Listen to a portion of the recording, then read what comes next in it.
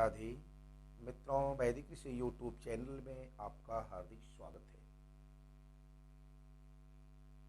कृष्णाय गोविंदाय हरये परमात्मने प्रणतक्लेशनाशाय गोविंदाय नमो नमः। गुरुर्ब्रह्मा गुरुर्विष्णु गुरुर्देवो महेश्वर गुरुः साक्षात् परब्रह्म तस्मै श्री गुरुवे नमः। मित्रों, यहाँ पे महाराज युधिष्ठिर प्रश्न करते हैं कि एकादशी का क्या नाम है, और भगवान श्री कृष्ण उन प्रश्नों का उत्तर दे रहे हैं। महाराज युधिष्ठिर ने पूछा, हे केशव, भाद्रपद मास के शुक्ल पक्ष में जो एकादशी होती है उसका क्या नाम, कौन देवता और किस विधि से उसकी पूजा उपासना और व्रत करना चाहिए। हे प्रभु, आप अगर मुझ पर प्रसन्न हो तो कृपा करके यह बताइए। भगवान श्री कृष्ण बोले, हे राजन, इस विषय में मैं तुम्हें आश्चर्यजनक कथा सुनाता हूं, जिसे ब्रह्मा जी ने महात्मा नारद से कहा था। नारद जी ने पूछा,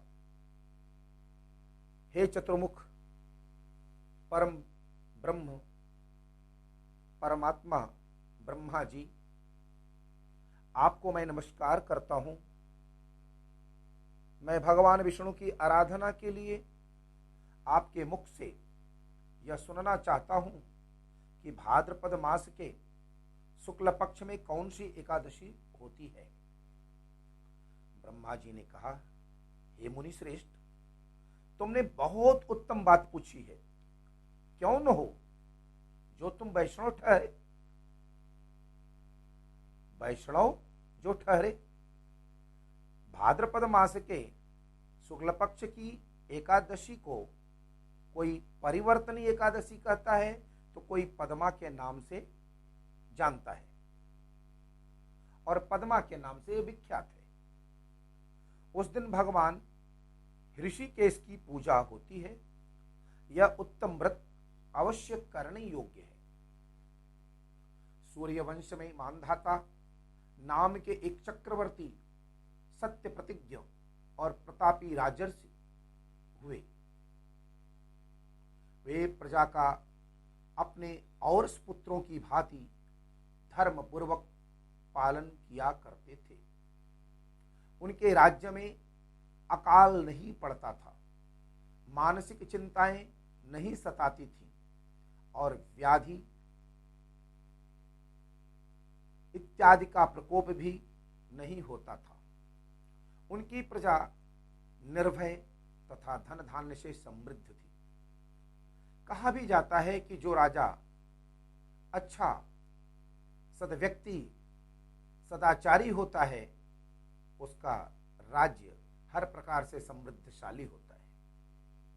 महाराज के कोष में केवल न्यायोपार्जित धन का ही संग्रह था। उनके राज्य में समस्त वर्णों और आश्रमों के लोग अपने अपने धर्म में लगे रहते थे। मानधाता के राज्य की भूमि कामधेनु के समान फल देने वाली थी। उनके राज्य करते समय प्रजा को बहुत सुख प्राप्त होता था।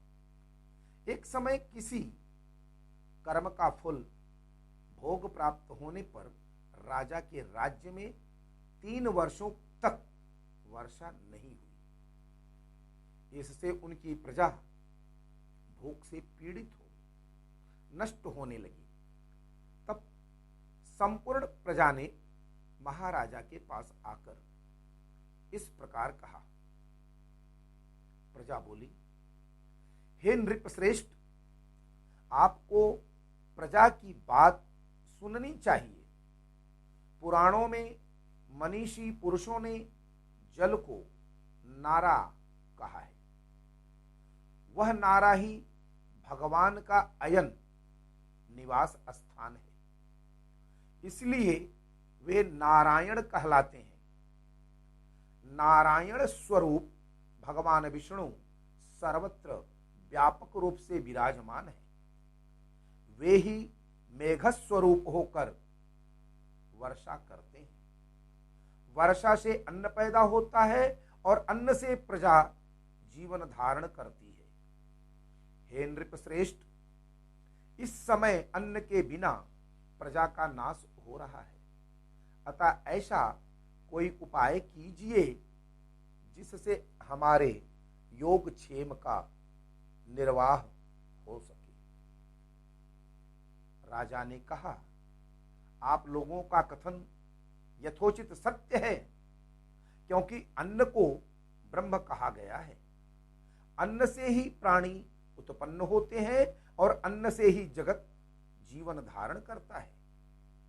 लोक में बहुधा ऐसा सुना जाता है तथा पुराण में भी बहुत विस्तार के साथ ऐसा वर्णन है कि राजाओं के अत्याचार से प्रजा को पीड़ा होती है, किंतु जब मैं बुद्धि से विचार करता हूं तो मुझे अपना किया हुआ कोई अपराध नहीं दिखाई देता।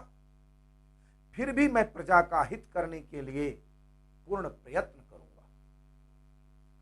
ऐसा निश्चय करके राजा मानधाता इने गिने व्यक्तियों को साथ ले विधाता को प्रणाम करके सघन वन की ओर चल दिए।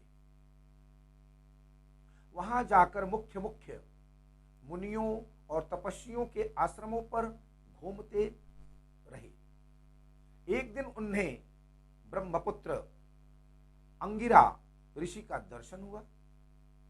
उन पर दृष्टि पड़ते ही राजा हर्ष में भरकर अपने वाहन से उतर पड़े और इंद्रियों को बस में रखते हुए दोनों हाथ जोड़कर उन्होंने मुनि के चरणों में प्रणाम किया।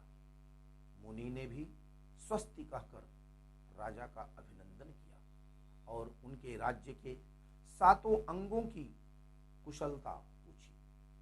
राजा ने अपनी कुशलता बताकर मुनि के स्वास्थ्य का समाचार पूछा। मुनि ने राजा को आसन और अर्घ दिया। उन्हें ग्रहण करके जब वे मुनि के समीप बैठे तो उन्होंने इनके आगमन का कारण पूछा। तब राजा ने कहा, हे भगवन, मैं धर्मानुकूल प्रणाली से पृथ्वी का पालन कर रहा था, फिर भी मेरे राज्य में वर्षा का अभाव हो गया। इसका क्या कारण है, इस बात को मैं नहीं जानता। ऋषि बोले, हे राजन, यह सब युगों में उत्तम सत्य युग है। इसमें सब लोग परमात्मा के चिंतन में लगे रहते हैं तथा इस समय धर्म अपने चारों चरणों से युक्त होता है। इस युग में केवल ब्राह्मण ही तपस्वी होते हैं, दूसरे लोग नहीं। किंतु महाराज, तुम्हारे राज्य में यह शूद्र तपस्या करता है, इसी कारण मेघ पानी नहीं बरसाते। तुम इसके प्रतिकार का यत्न करो जिससे यह अनावृष्टि का दोष शांत हो जाए। राजा ने कहा, मुनिवर, एक तो यह तपस्या में लगा है, दूसरे निरपराध है, अतः मैं इसका अनिष्ट नहीं करूंगा। आप उक्त दोष को शांत शमन करने वाले किसी धर्म का उपदेश कीजिए। ऋषि बोले, हे राजन, यदि ऐसी बात है तो एकादशी का व्रत करो। भाद्रपद मास के शुक्ल पक्ष में जो पद्मा या परिवर्तनी नाम से विख्यात एकादशी होती है, उसके व्रत के प्रभाव से निश्चय ही उत्तम वृष्टि होगी। नरेश, तुम अपनी प्रजा का पालन परिजनों के साथ इसका व्रत करो।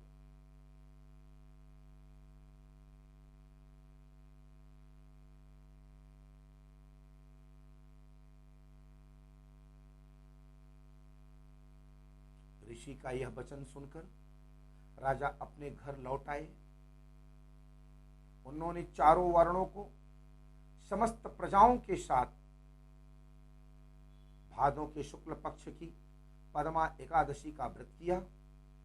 इस प्रकार व्रत करने पर मेघ पानी बरसाने लगे, पृथ्वी जल से आप्लावित हो गई और हरी भरी खेती से सुशोभित होने लगी। उस व्रत के प्रभाव से सब लोग सुखी हो गए। भगवान श्री कृष्ण कहते हैं, हे राजन, इस कारण इस उत्तम व्रत का अनुष्ठान अवश्य करना चाहिए। पद्मा एकादशी के दिन जल से भरे हुए घड़े को वस्त्र से ढककर दही और चावल के साथ ब्राह्मण को दान देना चाहिए।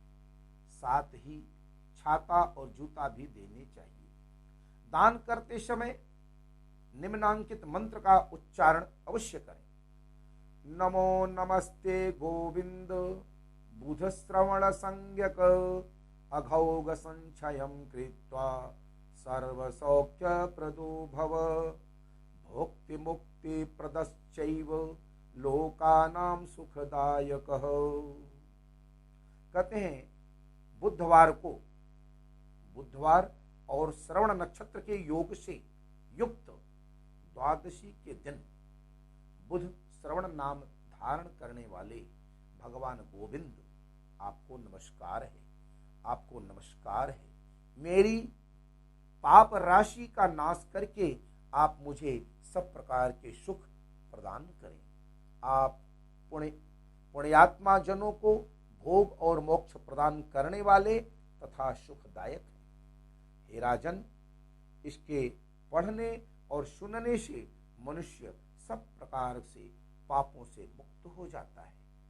श्रीमन्नारायण नारायण नारायण भजमन नारायण नारायण नारायण श्रीमन्नारायण नारायण नारायण भजमन नारायण नारायण नारायण। जय श्री राधे।